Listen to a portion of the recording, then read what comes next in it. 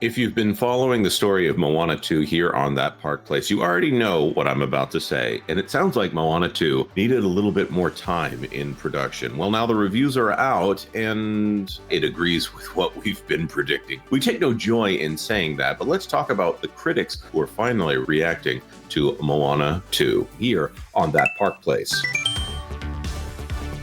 I want to talk about Moana 2 for a second. And believe it or not, I've been doing my research on Moana 2. Nobody is sending me to an early screening of this movie. But the short version is that Disney Plus had a Moana TV series that was being made by Vancouver Disney Animation Studios, a new branch of the studios. And they've never animated a feature film outside of Burbank. But this time they said, you know what, we need this Moana TV series to be a Moana movie. So we are going to retrofit this over the next 6 months into a movie for Thanksgiving release. The projections for this movie are ridiculously high for the quality that we're expecting it to be. Take a look right here real quick. Moana 2 post-Golic Disney sequel will be welcomed to the box office with $225 million debut. That is money that is, I don't want to say it's well earned, but nobody is going to disagree that this movie is going to make money. But the problem that I have, well, let's go here to our friends over at Film Thread. Well, we just got out of the El Capitan Theater and saw Moana 2. This is our out of the theater reaction. Look at Alan already. Look at Alan. We love Alan, but there he is. So enthused. What's our reaction? We will talk in more detail on Wednesday's show. But Alan, what'd you think of Moana 2? Wow. So Disney is back with animation. That was an asterisk right there. Disney is back with animation. Light years better than Wish. Beautiful, great scene composition, fantastic animation, motion. Oh, I love the animation. But besides that, everything else sucks. Yes, it's very much like a show for little kids. It's very much for little Lots of eye kids. candy for little kids. Okay, so I want everyone to think about that before we go to an out of the theater reaction from little kids. Yeah, it's very much, if you are a single-digit age child or have one, and I don't mean own one, you actually have a kid, that they're going to like this movie. Other than that, if you're 1 to 9 years old, it's for you. Parents will be bored.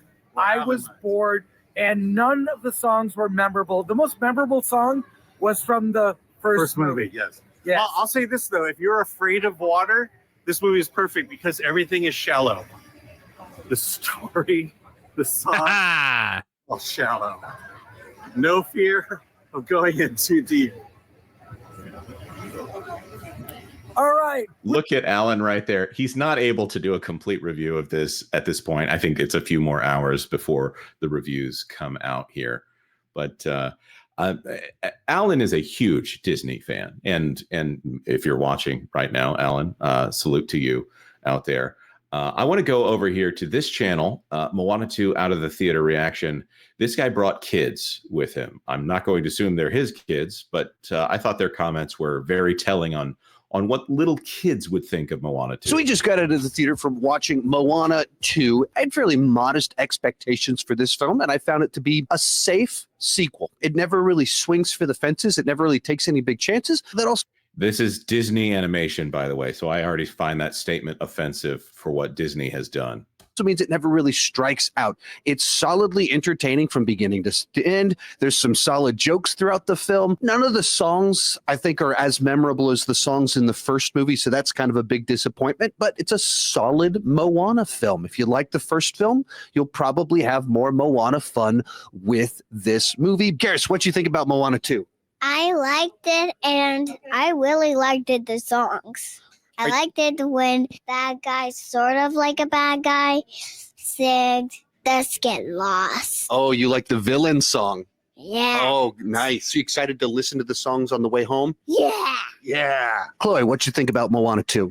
It was a good movie. It wasn't the best because it kept on skipping over parts. Oh, how does she know that? Or oh, I thought that guy was bad. Like the storyline is good, but how they like decided to do it was I don't know. So while we're talking, this little girl right here is already in here saying, I don't know why the characters are doing what they're doing. I thought that guy was bad. They skipped over. Did you notice what the first one said with the bad guy who's sort of like a bad guy? Yeah. Yes. Yeah. That Character doesn't sound motivations like all it. over the place. Even It sounds like they cobbled some things together here, and it just didn't quite work out. Who was saying that for so long? Almost like this was a TV show for Disney Junior initially. Right. Or Disney XD probably. But even kids know the difference between good and bad. They know the difference between good and bad things. And the fact that the neo-Marxist ideologues that have infested Disney from stem to stern, they're driving this ambiguity into everything, and that the bad guys aren't really bad because we are the bad guys and we're self-aware. We don't want you to think of us as bad as being the pushing this messaging on you. But they know, and kids know it better than anybody, and they they're not afraid to say it. Yeah, that's what I love about kids. I mean, they just tell the truth if you let them. Just let them talk. So I'll tell you, I've listened to the entire soundtrack to Moana 2, and I was really trying to search for something good to say. There are two songs very specific. I can mention the villain song. The villain song, you wouldn't know it's a villain song unless you were told it was. That's the villain one right there. It's really not in the greats of theatrical villain songs here.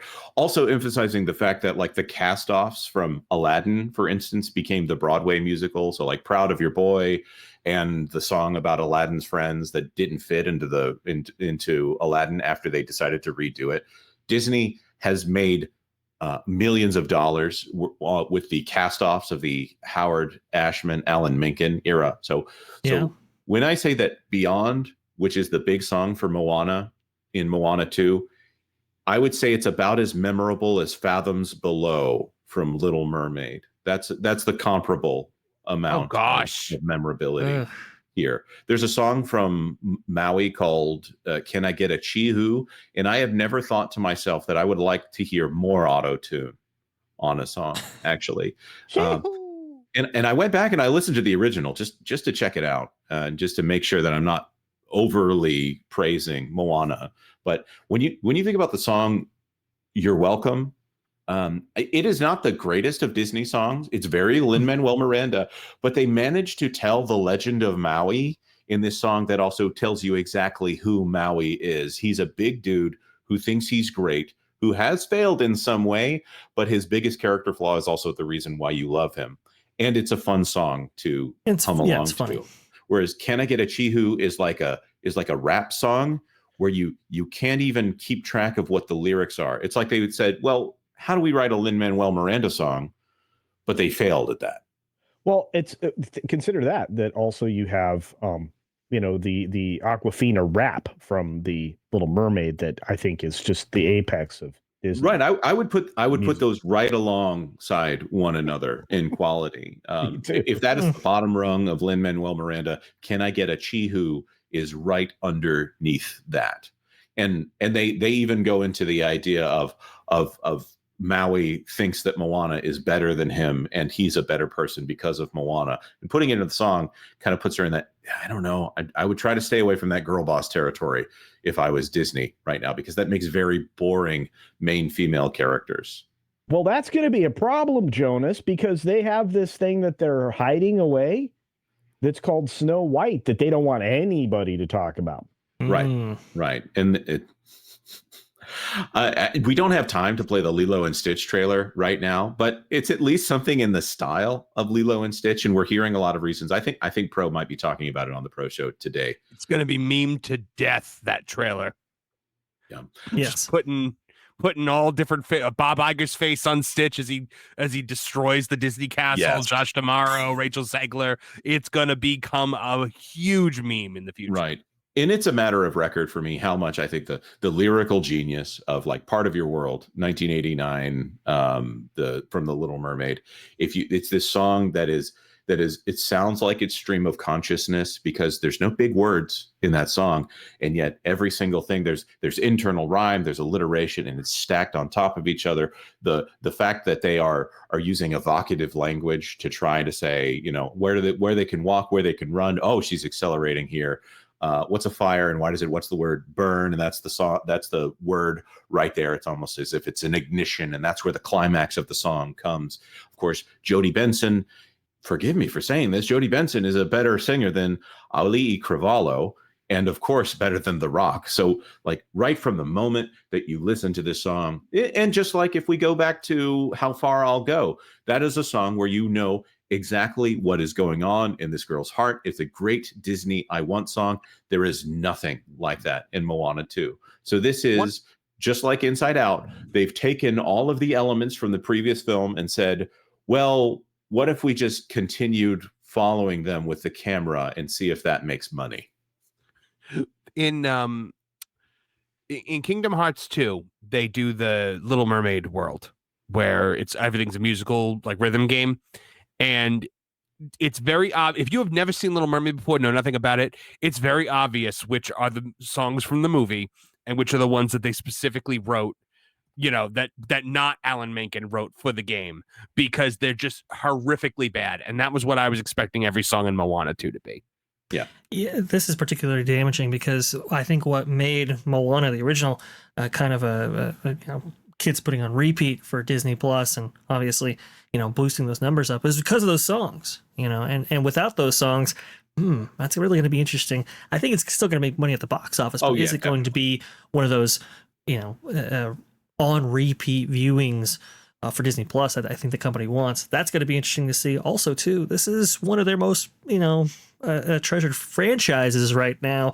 This might put a damper on that as well. That's right. And they can all thank John Lasseter for that. Flying Blind on a Rocket Cycle for $5. Regarding the animation quality, wasn't this the film they did at the new studio in Canada and not Burbank? Well, yes, that was the second. That was Plan B. And then Plan C was they were working on it in Canada and Burbank at the same time. And then they fired the head of they demoted the head of Disney Animation and replaced her with Jared Bush. Samuel Maine gifted one That Park Place membership. Thank you very much, Samuel Maine. We appreciate you. And Ronan Bunny with an excellent question here, or an excellent point. For $5, I'm scared that the new Shakira song in Zootopia 2 will be average. Well, the one thing I'll say there is that Shakira didn't even write the song from Zootopia 1. She sang it, but it was written by Sia, who was hitting it hot at the time. Thanks for watching That Park Plays News. For more information, consider checking out www.thatparkplace.com. And don't forget to subscribe, share, like, and send this out on your favorite social media accounts.